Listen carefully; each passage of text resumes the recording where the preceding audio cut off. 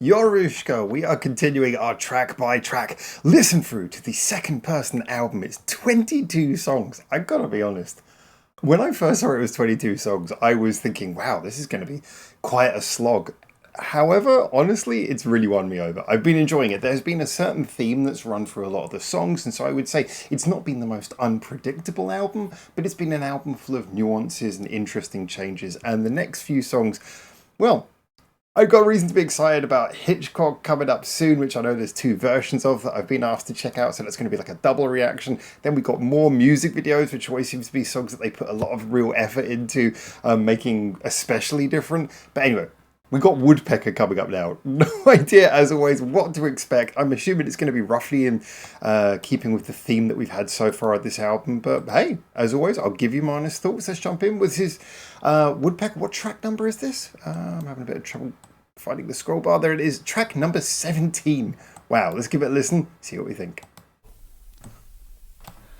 私の心がランドとうとうとつく寂しいバラッド机を叩く筆音コツコツ歌う一躍の音色広い砂漠私の乾いた髪の匂いと鉛筆を持つガランド真昼の月もガランドルルル Oh, that's beautiful. I kind of wanted to stay like this. 刺す左に私は物も言わずに雲が立つこの葉の数を歌えばいいのか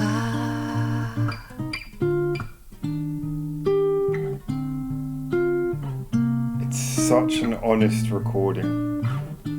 I like the whole album, and yet something so personal about the fact you can hear this little classical guitar. You can hear every 私の指のガランドととうとなく寂しいバラッド机をつく筆の音まるでキツツキのよ白い砂漠私の新しい髪を買わないと筆を進めるガランド響く一躍の音色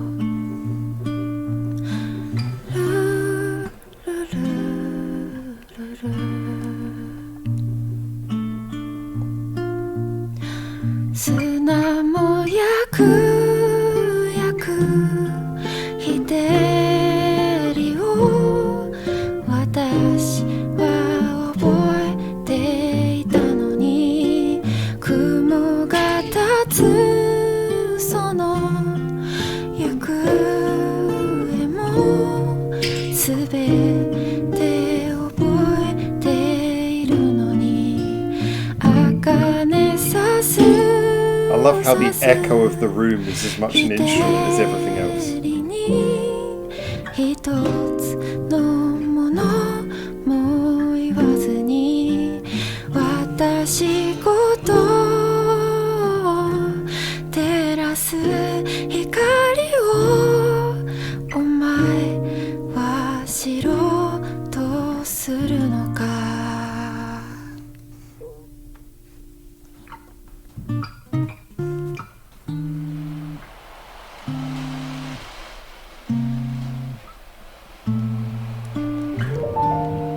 Sounds like like a big shot being pulled.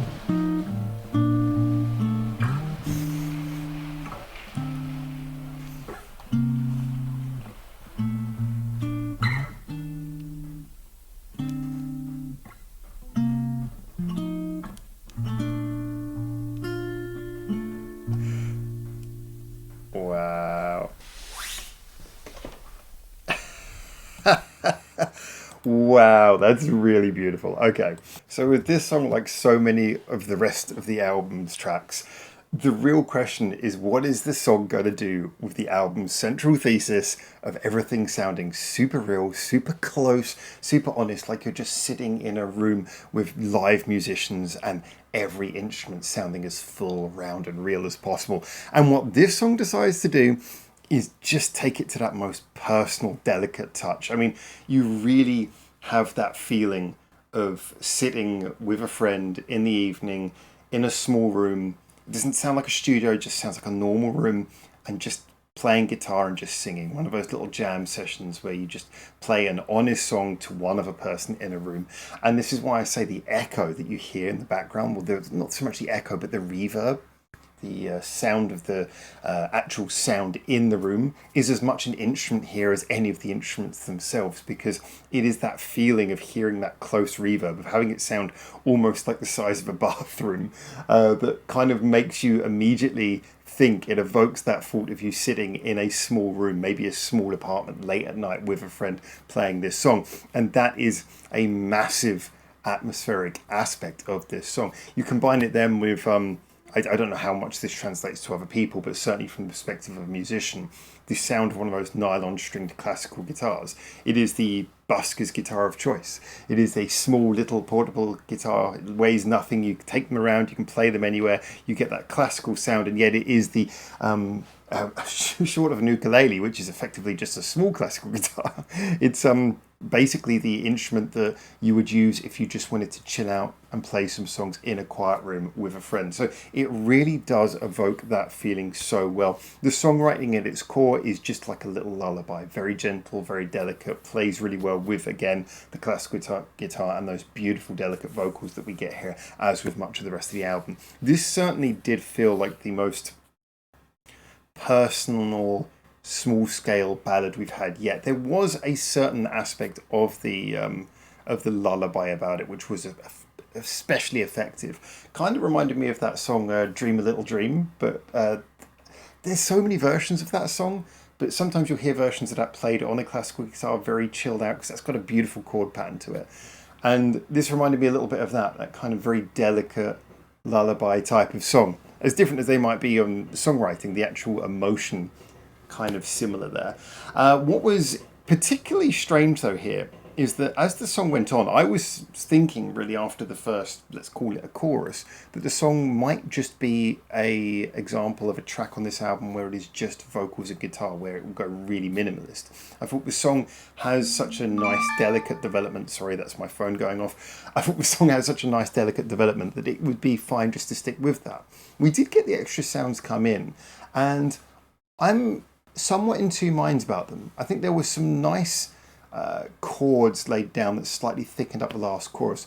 I'm not especially sure that I particularly really liked the tabla sound.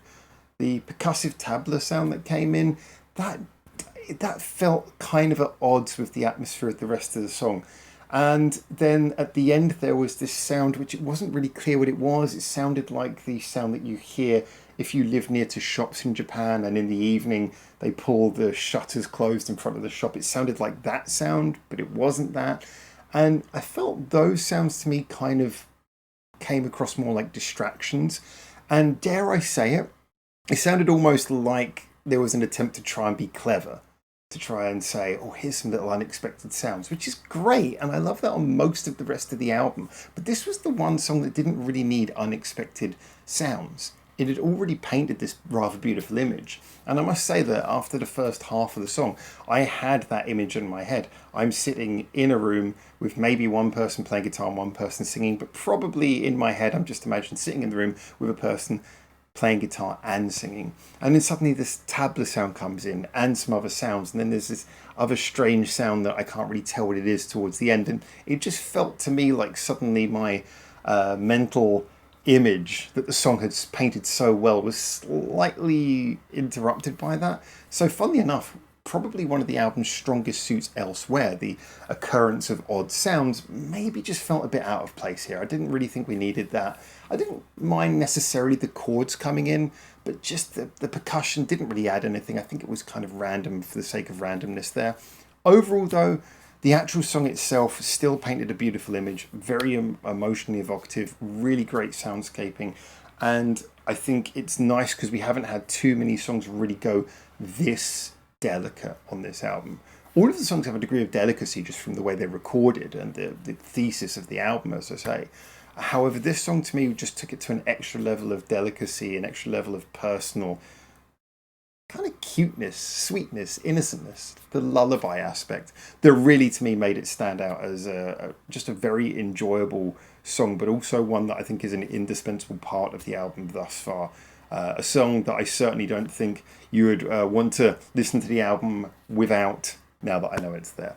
Anyway, there you go. Those are my thoughts as always. Get in the comments. Tell me what you think. I'm going to check my phone now. Until I hopefully see you very soon for the next one of these. For now, ciao, ciao.